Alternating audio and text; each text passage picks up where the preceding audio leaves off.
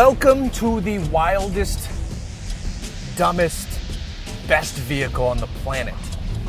This thing is so dumb and so good. This is the Jeep Grand Cherokee Trackhawk.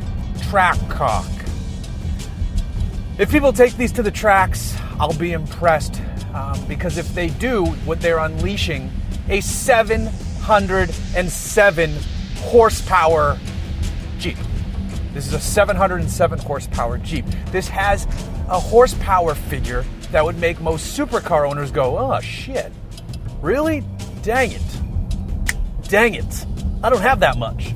Probably about 200 less.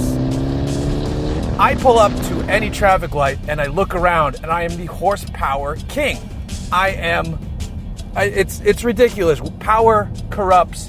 Absolutely. That is an absolutely true statement because I cannot keep my foot out of this thing.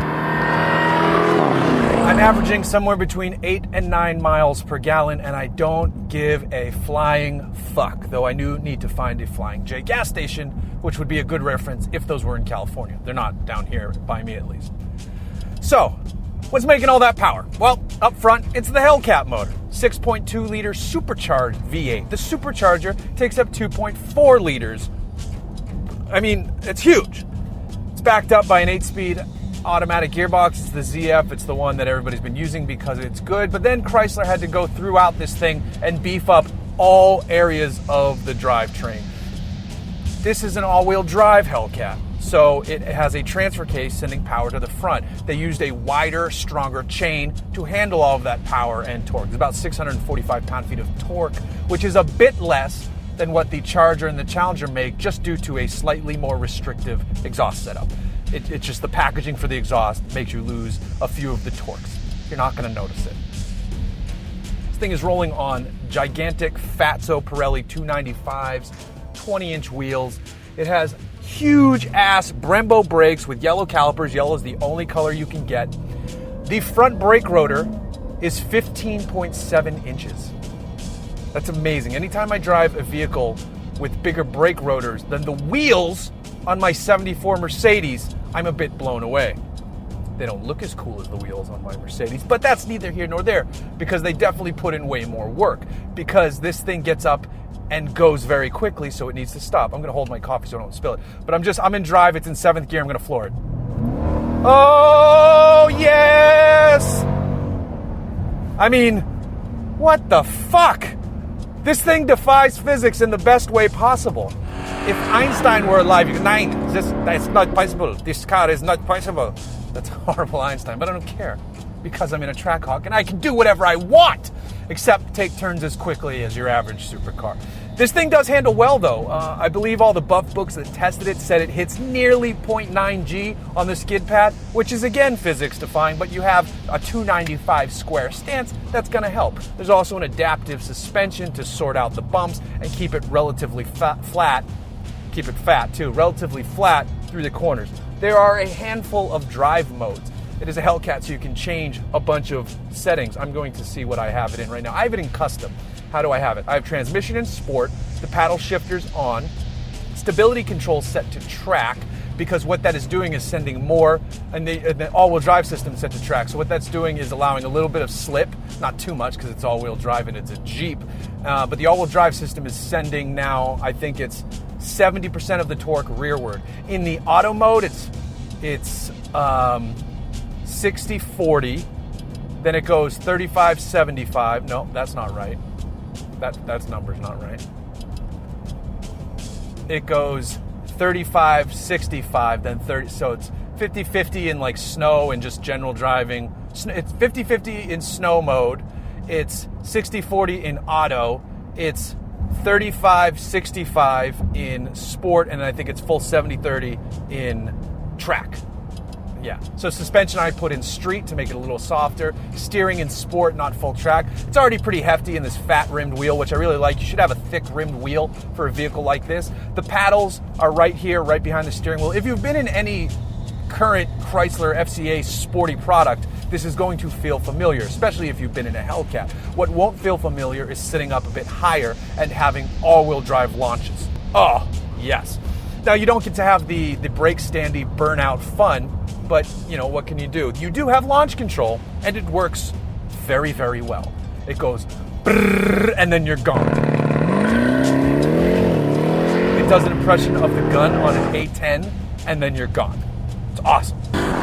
This doesn't make any sense. This is probably the Hellcat to get, too, because there's plenty of room for things and people.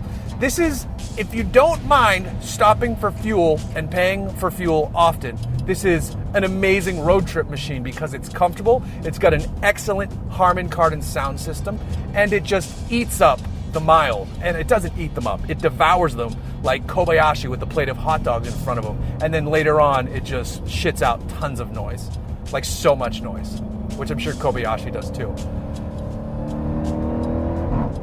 So initially in the rev range, it's all supercharger whine, and then the exhaust noise overpowers that.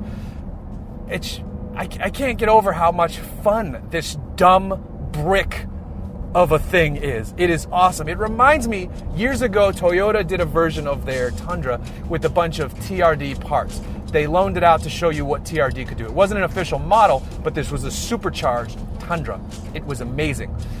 There were some writers who made some very elegant prose about it. Aaron Robinson, a friend and a good writer, said it's like a ballistic building. And then I said, milk, lemonade in the Tundra, fudge is made, which is why I don't work for Buff Books. But it was true. That thing was awesome. That thing ran high 13s in the quarter, and it was the first time I was ever at a drag strip, and I had a blast. I'm going to cut to a little footage of that.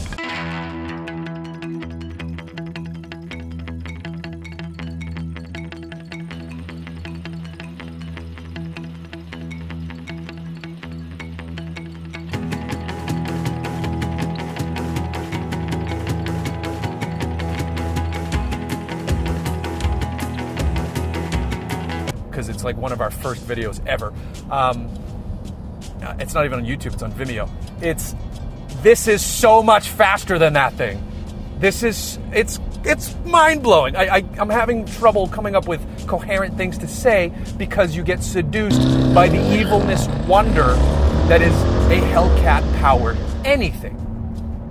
I cannot wait till they stick this in the Ram. They need to do a Durango version of this because that would probably be an even better cruiser than the Grand Cherokee. Just a little bit more space inside and, objective with the styling there. But then you come back to the sticking point why everybody can't drive one of these is because this one is $90,000. You got to pay to play. You got to pay to play. You got to pay just to play with this today. I said we pay. Pay! MC Hammer reference, kids. So it's 90 grand.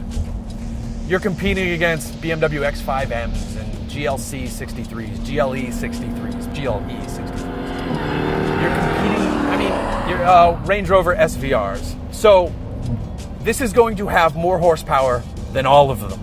It's not going to be as nice inside, but it is a Grand Cherokee, so it is nice inside. It's just not as luxurious. It is really premium, though. They did an excellent job with the carbon fiber, the way it wraps from the door into the center stack. It looks really nice. That aforementioned wonderfully sounding Harman Kardon sound system. So much better than the optional Beats sound system that Chrysler offers. The Harman one is the one to get. So 0 to 60 is around 3.5. I ripped off a 3.8, not trying, because it has an onboard system where you can track that sort of thing, because of course, everybody needs that in their Jeep Grand Cherokee.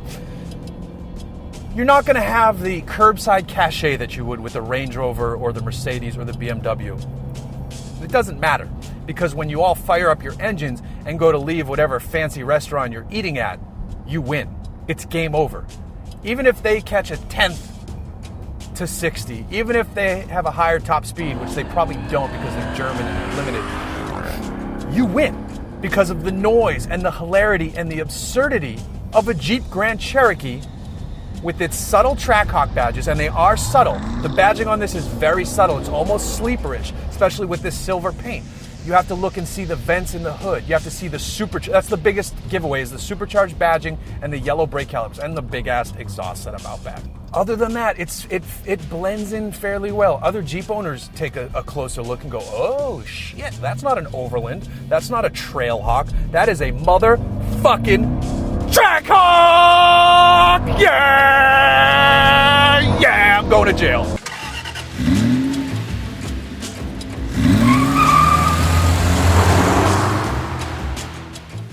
I forgot my sunglasses. I wear my sunglasses at night so I can...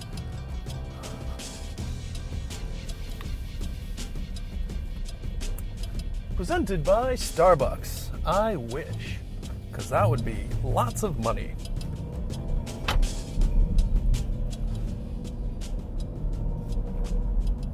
Fuck.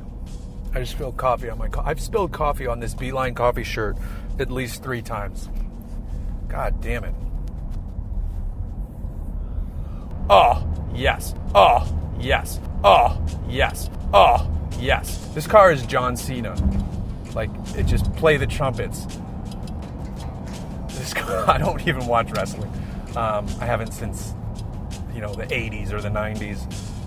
But that Andre the Giant documentary on HBO was amazing. So, go watch that. This was fun. This was fun hanging out. Coffee's making me sick. It was good to see you. We should do this more often. I mean, I could pull up next to any douche in almost any German whatever and just go, I am Mad Max, we are beyond Thunderdome, and I want to marry this car. Sorry.